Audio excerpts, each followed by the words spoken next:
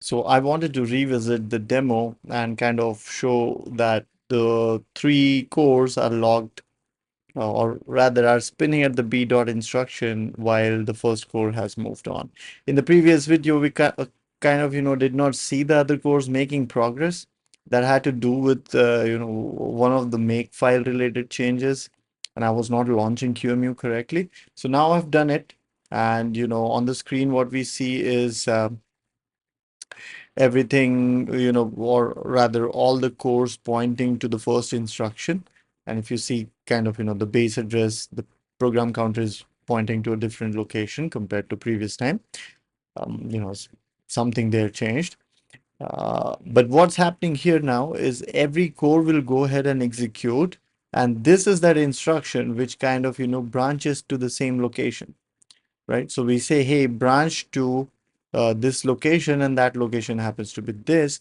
And what is worth noticing now is that all the other cores, non-primary cores, so to speak, 1, 2, and 3, will be stuck there, while our primary core, the zeroth core, moves forward. And the way we are going to kind of confirm that is note that everyone's at the same address right here.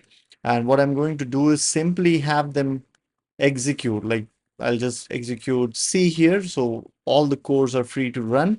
And so everyone's running right now. And when I do, or rather, when I interrupt all of the cores, you'll see that the 2, 3, and 4, which is core number 0, 1, core number 1, 2, and 3, are stuck at this address, which was the branch location, while our 0th core, represented by ID 1 here, has moved on into some C function, right?